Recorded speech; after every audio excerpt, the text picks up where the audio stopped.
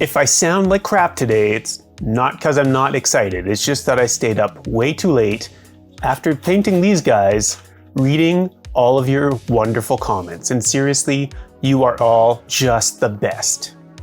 But today, I did manage to pick up some more skulls, some supplies, and a new, not super expensive, but way better heat gun. Glue gun, not heat gun, definitely glue gun. It says so right there. So now I need to make 3 3-inch and 3 4-inch pieces of terrain.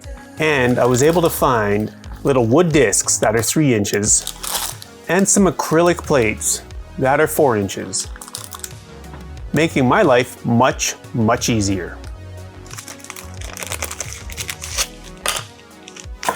Okay, maybe having everything on the desk at once isn't the best idea.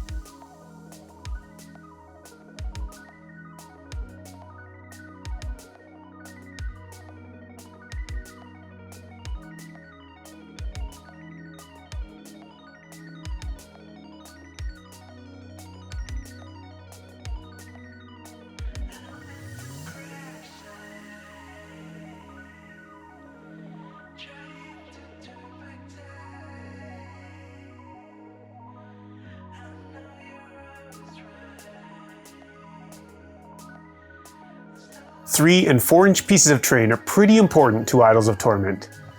In the game, you play as an Eternal, a cosmic entity who's messing with the Echo, the game space.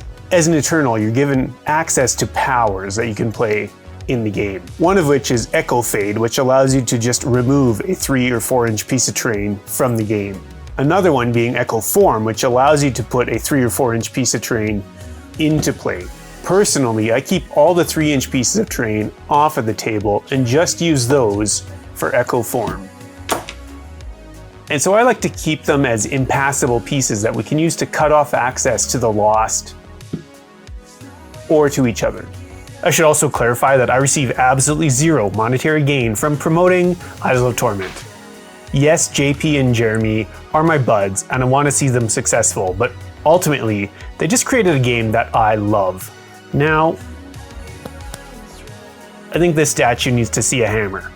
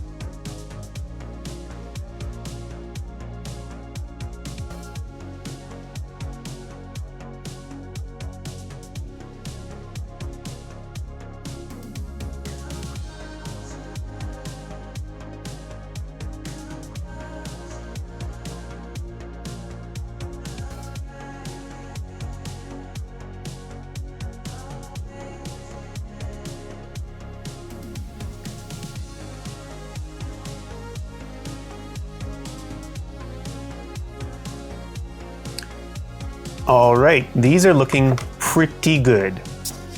Do they make sense? Probably not, but I think they look cool. And rule of cool is always the only rule to follow. Now, before I coat them all in the same slop that we had yesterday, I just want to use some texture paste to fill some of the more egregious gaps.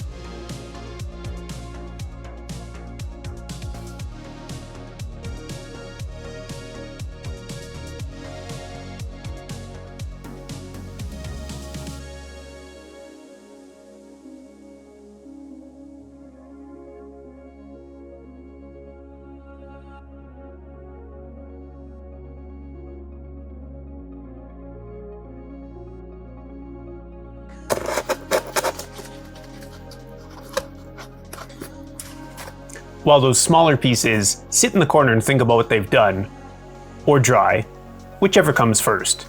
I thought I'd throw another coat of just paint and Mod Podge on these bigger pieces.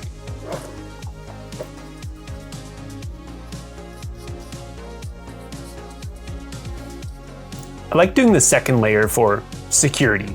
It helps kind of lock everything together better, but mostly it's to make sure I've got a good seal on all the styrofoam, because I'd like to do a zenithal with aerosol.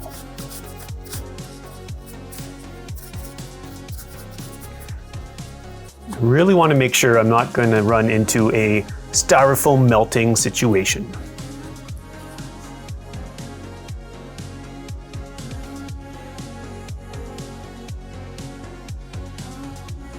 While these really don't need the extra texture, I kind of like the idea of everything sort of universally having the same texture. Plus, the slop from last night is still viable, so might as well slap it on.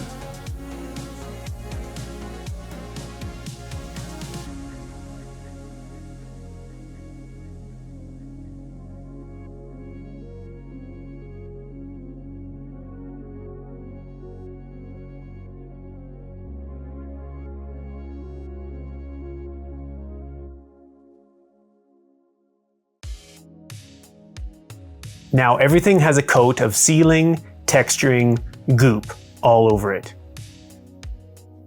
But it is all drying, which means that the painting sounds like a tomorrow problem. Now the concept in my head right now is for a very, very simple paint scheme. So the painting shouldn't take long at all. Who knows, maybe I'll actually get to do something not related to Dungeon Fest. So tune in tomorrow for the painting of terrain and maybe something else. But before I go, I just want to remind you to follow the rule of cool, your rule of cool. And don't let anyone tell you you're doing it wrong, because maybe doing it wrong is actually the best way. Regardless though, thank you so much for watching. You are awesome.